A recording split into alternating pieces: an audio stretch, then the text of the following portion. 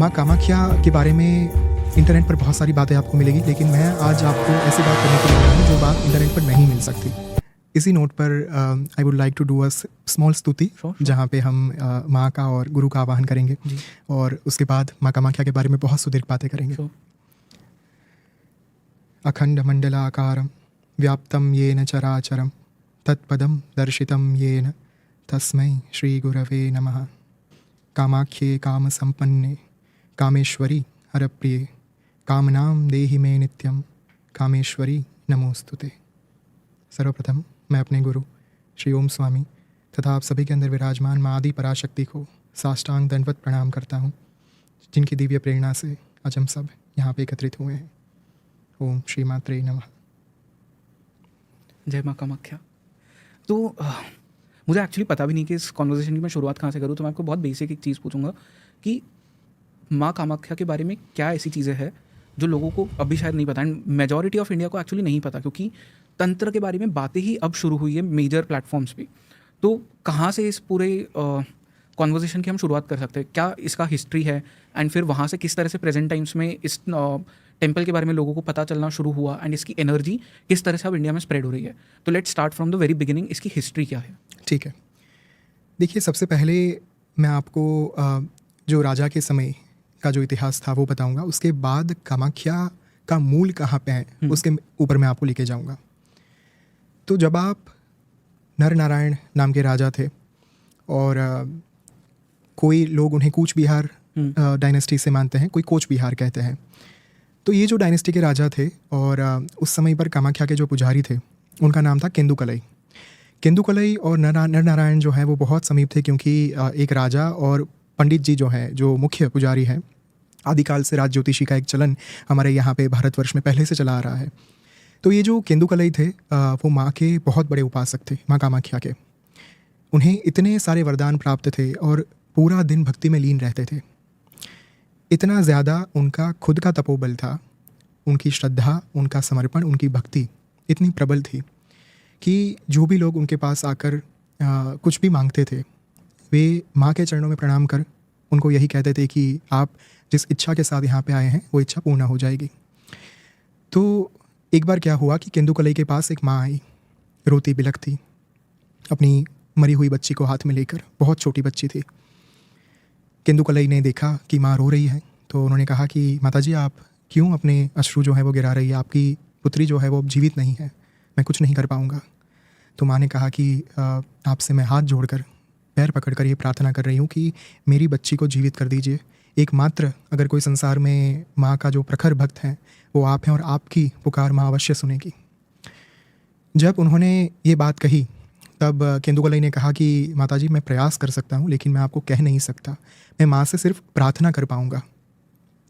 और जैसे ही ये बात उन्होंने करी, बच्ची को उठाकर कामाख्या माँ का जो मूल मंदिर है वहाँ पे लेकर गए और वहाँ पे एक पाषाण शिला है, एक चट्टान है बहुत बड़ी।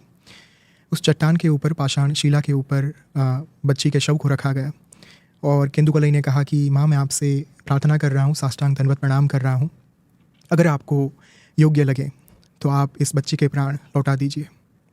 उसी क्षण बच्ची जो है वो जीवित हो गई और पुजारी केंदुकलई अपने हाथों में बच्ची को लेकर बाहर आए, माँ को सौंपा, उनकी गोद में सौंपा और कहा कि ये माँ की ही कृपा है, माँ का ही वरदान है, इसे वरदान के तौर पर ही स्वीकार करिएगा।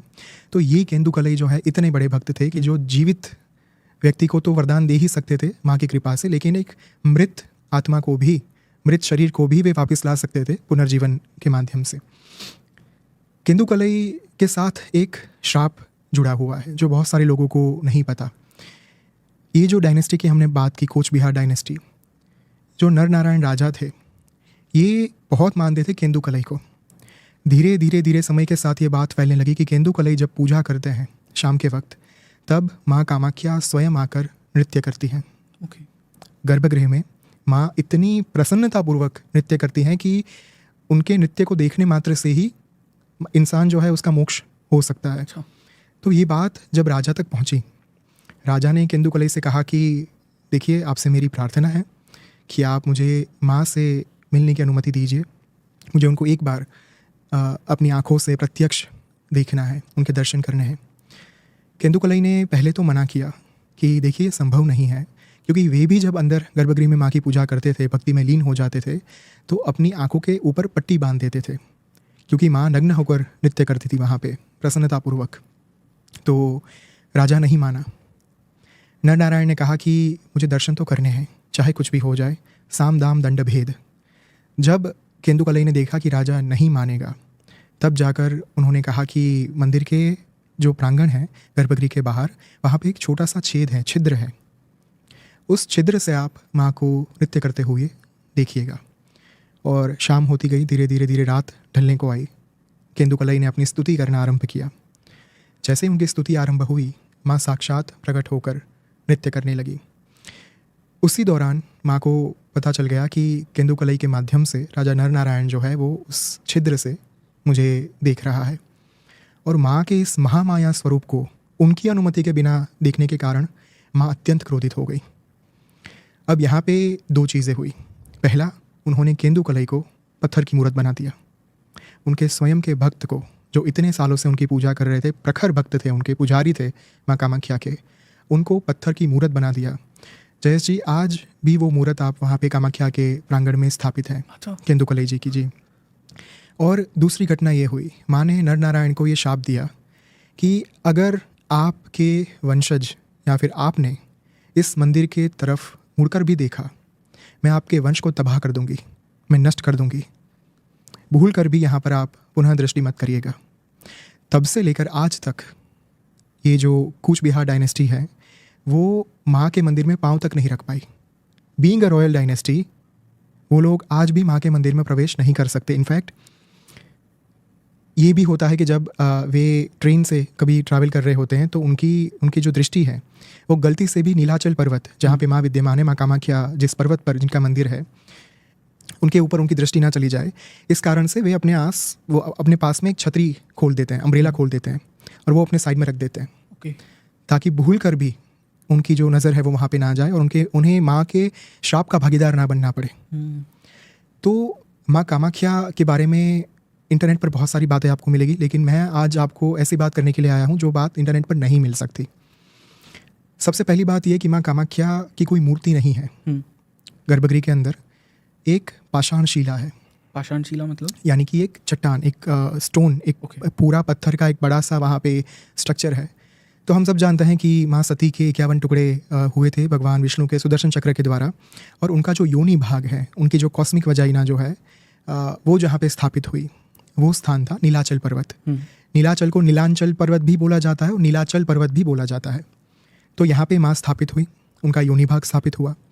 अब ये योनि भाग जहाँ पे आज स्थापित हैं, वहाँ पे कोई भी मूर्ति नहीं बनी है। ओके।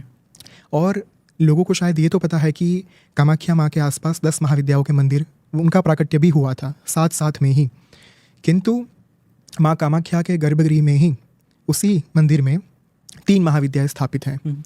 और बाहर जो है वहाँ पे हमें 7 महाविद्या प्राप्त होती है। सबसे पहले अगर आप माँ कामाख्या के दर्शन के लिए जाएंगे, आपको दर्शन होंगे कामेश्वर और कामेश्वरी के, जो है स्वयं भगवान ललिता महात्रिपुर सुंदरी यानी कि माँ षोडशी, तीसरी महाविद्या श्री विद्या, और भगवान कामेश्वर यानी कि सदाशिव, भगवान शिव का सर्वोच्च स्वरूप। तो जयेश जी, एक ललिता सहस्रनाम में बहुत ही सुंदर श्लोक है, कामेश्वर प्रेम रत्नमणि प्रतिपणस्तनी नाभ्याल वाल रोमाली लता फलक कुचद्वयी। भगवान कामेश्वरी, जो भगवान कामेश्वर हैं, वो कामेश्वरी के अर्धांग हैं, उनके पति हैं। माँ कामाख्या को षोडशी कहा गया है। षोडशी यानी हमारी जो 10 महाविद्या है उनमें से तीसरी महाविद्या जो सर्वोच्च तंत्र विद्या है, माँ ललिता महात्रिपुर सुंदरी, उनको ही कामाख्या की संज्ञा दी गई है। और जब उनका प्राकट्य हुआ, पंडासुर के वध के लिए देवताओं ने महायज्ञ में अपने अंगों की आहुति देकर उनको प्रकट किया, उनके साकार स्वरूप का प्राकट्य किया। उस समय पर भगवान ब्रह्मा ने देखा कि माँ के सर्वोच्च स्वरूप का तो प्राकट्य हो चुका है, लेकिन अब हमारे पास देवता के ऐसे कोई सर्वोच्च स्वरूप नहीं है जिनका विवाह उनके साथ किया जा सके। तब जाकर महादेव, देवाधिदेव आगे आए, उन्होंने अपना सर्वोच्च स्वरूप धारण किया जो था सदाशिव स्वरूप, भगवान कामेश्वर स्वरूप।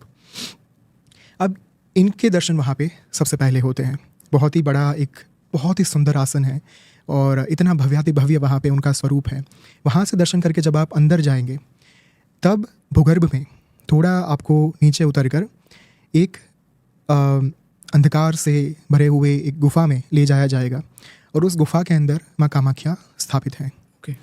उस गुफा में माँ की जो योनि है पूरी, जो मैंने आपको कहा कि पाषाण शिला, उसके ऊपर पूरा एक माँ के लिए लाल साड़ी वहाँ पे रखी गई है और उसी गुफा में से हमें एक छोटे से छिद्र से जल प्राप्त होता है।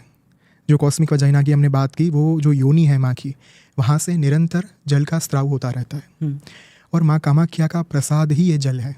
ओके। आपने सुना होगा अलग अलग मंदिरों के प्रसाद जो है वो लड्डू हो सकते हैं, ड्राई फ्रूट्स हो सकते हैं वगैरह वगैरह, लेकिन यहाँ पे माँ का प्रसाद उनकी योनि से निकला हुआ जल है जो हमें पीना होता है। और ये जब आप दर्शन करेंगे, उनके एग्जैक्ट बाजू में जो है माँ महाविद्या दूसरी स्थापित है और जब आप बाहर निकलेंगे, उनके दर्शन के बाद जो है कहा जाता है कि उमानंद भैरव जो उनके क्षेत्रपाल हैं, जो उनके द्वारपाल हैं, जहाँ पे भी 51 शक्तिपीठ स्थापित हैं, उन प्रत्येक 51 शक्तिपीठों के स्थापित होने से पहले क्षेत्रपाल स्थापित हुए। ओके। भैरव उनके स्थापित हुए। तो माँ कामाख्या के जो भैरव हैं वो है उमानंद भैरव। अब वहाँ तक पहुँचने के लिए आपको एक अलग टापू के ऊपर जाना पड़ेगा जो उमा मंडप के नाम से जाना जाता है। तो वो वहाँ से पूरा एक बोट के माध्यम से आप जा सकते हैं। इतना सुंदर वो स्थान है कि मैं आपको शब्दों में बयां नहीं कर सकता, लेकिन वो जो स्वरूप आप देखेंगे उमानंद भैरव का, बहुत ही सुंदर स्वरूप है क्योंकि नाम ही उमा आनंद है, उमानंद भैरव। तो ये एक ब्रीफ में मैंने आपको कामाख्या का स्ट्रक्चर बताया।